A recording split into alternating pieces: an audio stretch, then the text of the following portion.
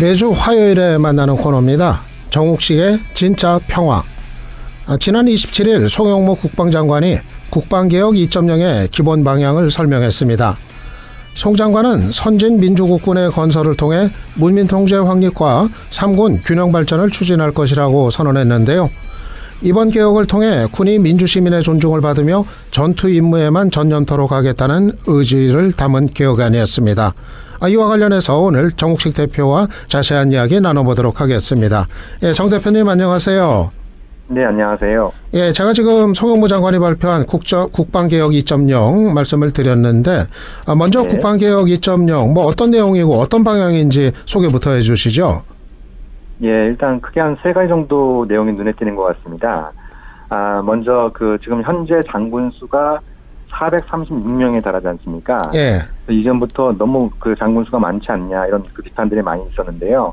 이번에 이제 개혁안을 통해서 모두 76명을 줄여서 2022년까지 360명으로 조정하겠다라는 내용이 나왔고요. 예.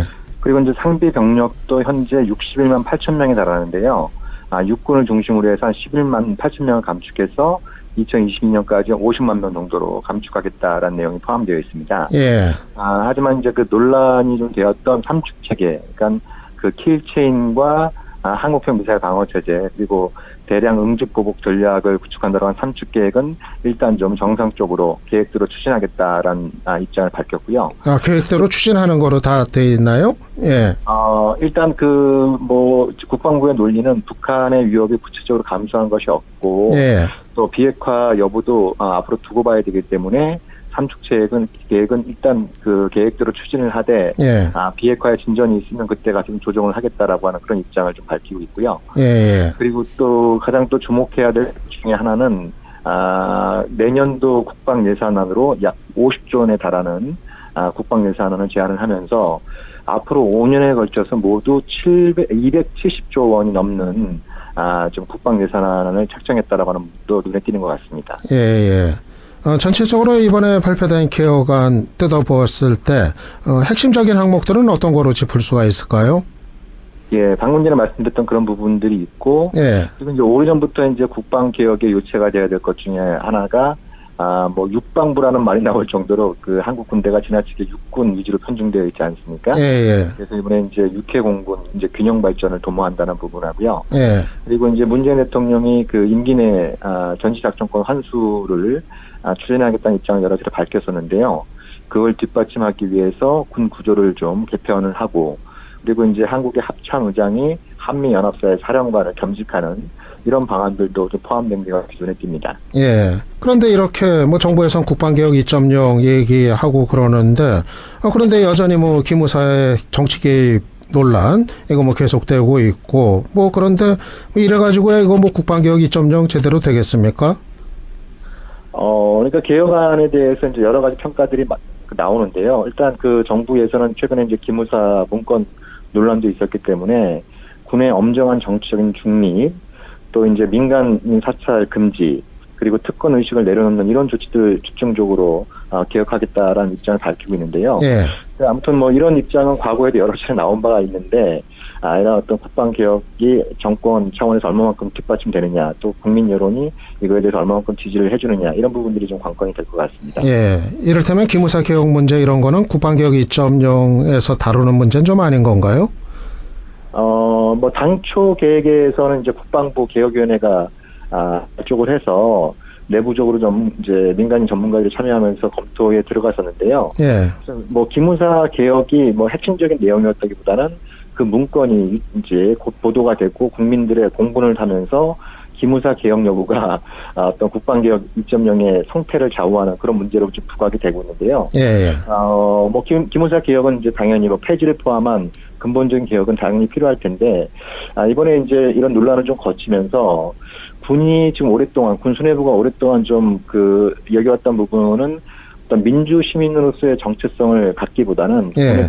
특수성을 좀 많이 앞세우지 않았습니까? 예. 그래서 이제 군에 대한 문민 통제의 예외 지역으로 오랫동안 남아 있었는데, 이번에 이제 기무사 논란을 좀 거치면서 기무사뿐만 아니라 군 조직 전체가, 특히 군 수뇌부가 제복을 입은 군인 이전에 본인들이 민주시민의 일원이다라고 하는 예. 확고한 민주주의 관을 좀 갖도록 하는 그런 어떤 방향으로 국방개혁이 좀 절실하게 요구된다라고 말씀드릴 수 있을 것 같습니다. 예. 이번에 발표된 개혁안에 대한 군 내부 관계자들의 반응은 어떻게 나타나고 있나요?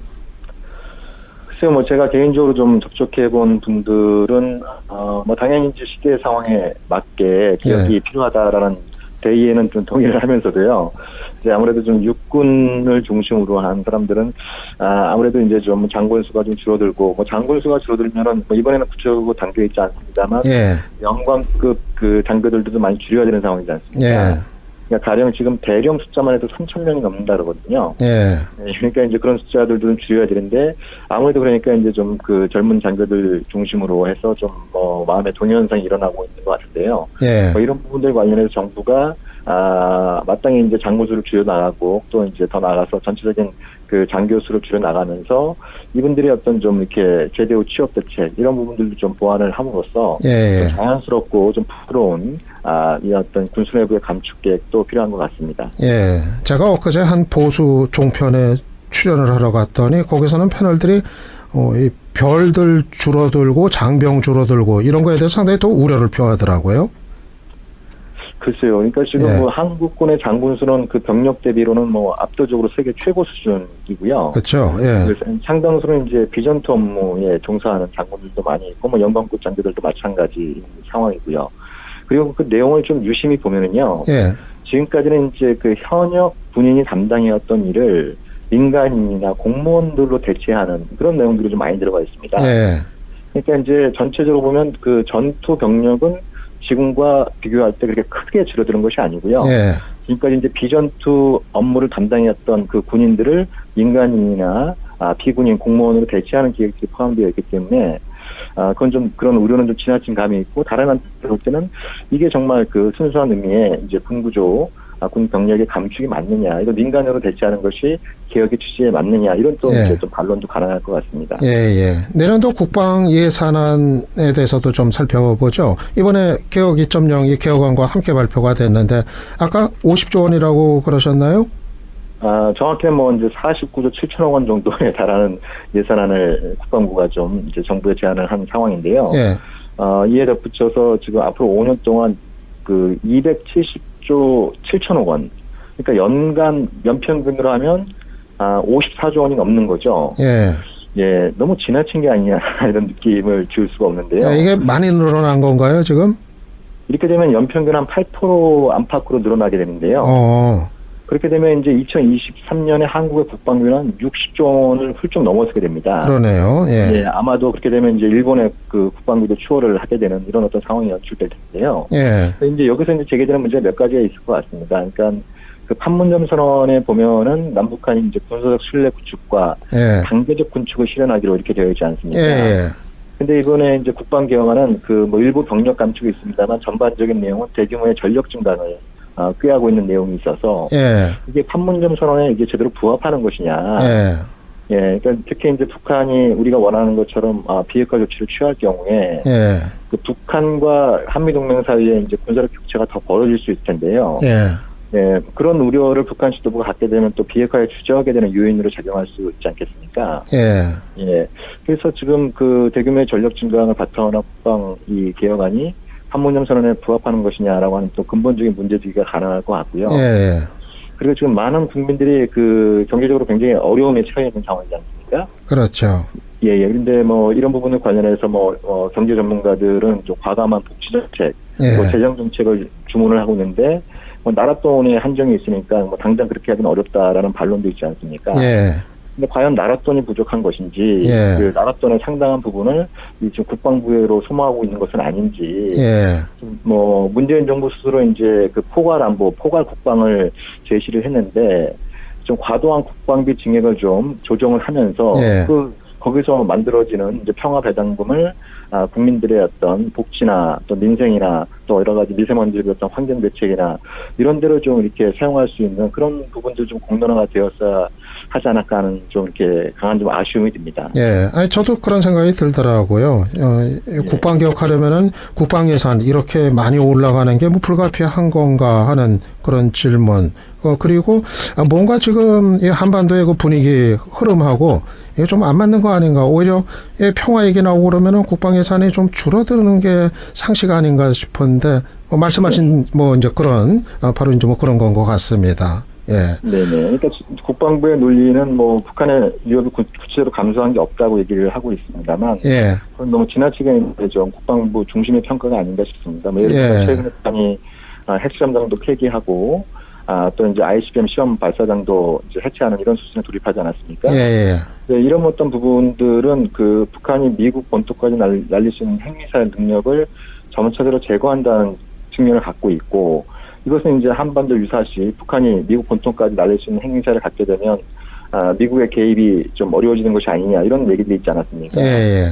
네, 그런 점에 비춰볼 때는 그 북한의 위협 감소에 있어서도 북한이 실질적으로 취하는 조치들이 존재하는데 그런 부분들에서 눈을 감으면서 앞으로 북한이 비핵화를 할지 안 할지 건 불확실하기 때문에 당초 계획대로 대규모 전력 증강을 계속 밀어붙이겠다. 예. 이렇게 할 경우에 이게 좀 한반도 정세에 또 어떤 영향을 미칠지 이런 부분들에 대해서 좀 정부가 좀 심사숙고를 해야 되지 않을까 이런 생각이 또 이렇게 강하게 듭니다. 예. 그리고 국방 예산 얘기 나올 때 우리가 또 뭐 잊어서는 안 될 게 실제로 군에 가서 생활하고 있는 우리 장병들 네. 뭐 지내는 거, 뭐 먹는 거 이런 거 뭐 문제 없는지 제대로 좀 살펴주고 있는지 이런 것도 생각이 항상 드는데 뭐 어떻게 보세요? 내년 예산은?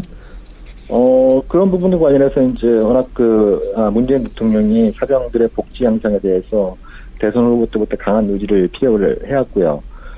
그래서 이제 사병들의 급여를 인상을 하고 또 이제 급식비 이런 부분들을 인상함으로써 사병들의 어떤 이제 복지 향상을 꾀하겠다라고 하는 것은 뭐 전적으로 동의할 수 있는 그런 어떤 부분인 것 같아요. 그러니까 예. 그런 데 쓰이는 어떤 예산 진행은 충분히 동감할 수 있는 부분인데 여전히 이제 삼축 체계를 포함한 대규모 전력 증강, 이제 무기 증강 이런 부분들이 지금 이 시대가 요구하고 있는 이런 정신과 어떤 미래 지향적인 우리의 목표와 잘 부합하는 것인지 이런 부분들에 대해서는 좀 의문이 드는 것이죠. 예.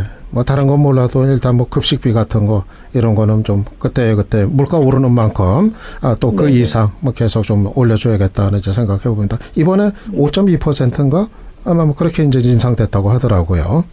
예. 네네. 그래서 뭐 이제 끼니당 한 3,000원에 육박하는 그런 정도 수준으로 인상을 한다고 이렇게 얘기를 하고요. 예. 당연히 뭐 이제 이제 사병들의 사기의 문제도 있겠습니다만 온전한 전투력의 보존을 위해서는 제대로 먹는 것이 대단히 중요한 문제지 않겠습니까? 예, 그렇죠. 이런 부분들을 정상화하는 것은 뭐 국민의 일원으로서 당연히 뭐 지지할 수 있는 그런. 예. 뭐 우리의 뭐 아들들이고 우리의 또 딸들이고 또 우리의 이제 동생들이고 다 뭐 그렇지 않겠습니까? 예, 오늘 말씀 감사했습니다. 네, 고맙습니다. 예, 지금까지 평화네트워크 정욱식 대표였습니다.